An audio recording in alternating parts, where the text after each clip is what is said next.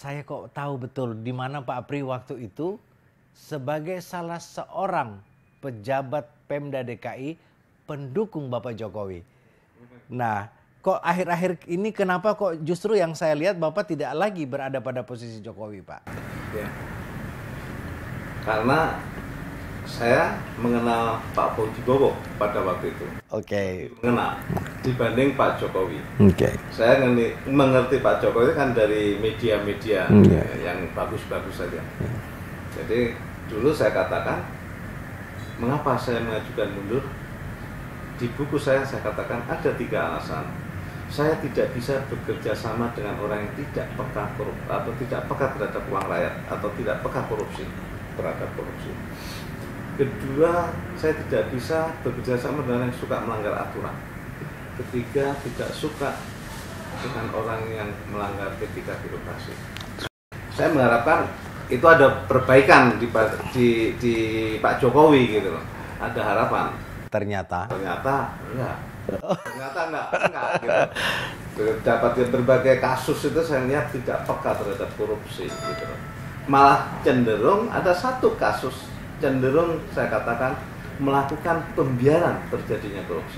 Nah, kasus apa itu, Pak? Nah, kasus yang saat sekarang itu cukup santer karena akhirnya merembet kepada Kementerian Pora.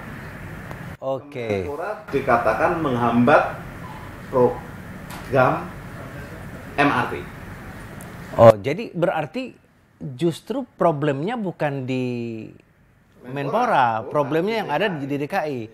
Tetapi yang berkembang di luar justru yang dikatakan bahwa Menpora menghambat program itu. Di media itu kan tembakannya dari DKI. Makanya Menpora dalam press release-nya mengajukan somasi gitu loh, untuk minta maaf gitu loh, untuk meralat tudingan itu gitu.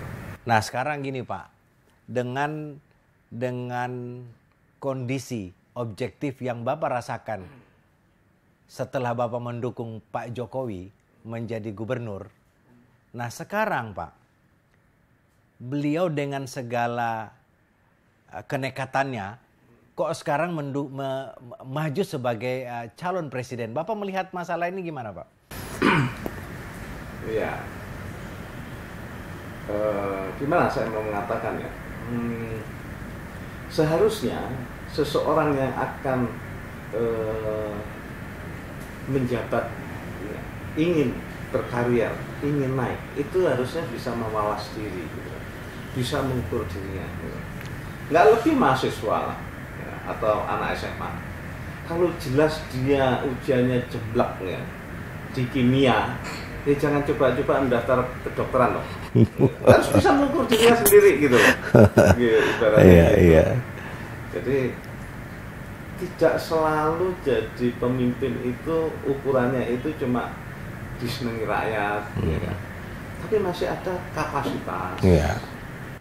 Nah, kalau kita bicara kapasitas, Pak, seandainya kapasitas seseorang itu ibarat air dalam gelas, kira-kira Pak Jokowi ini apa gelasnya penuh atau?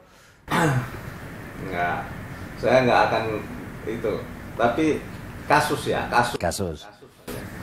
Bagaimana mungkin ketika Jakarta banjir dilontarkan oleh Gubernur Jokowi ingin membeli tanah di Depok untuk bikin waduk?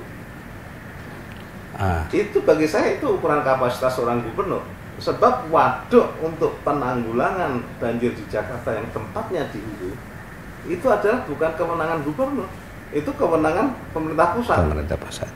Sehingga pada waktu itu dalam talk show di Jak TV dengan Pak Cahyo saya katakan juga, lawang di Jakarta saja masih banyak program untuk pengendalian banjir yang belum tersentuh gitu.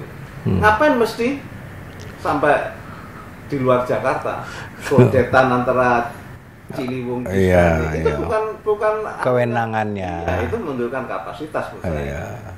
Mungkin dia terlalu bersemangat, Pak, untuk menunjukkan bahwa inilah saya Jokowi. Nah, bersemangat boleh, ya, tapi ada yang negatif menilai itu pencitraan. Ya mana yang akan dipakai. Oke.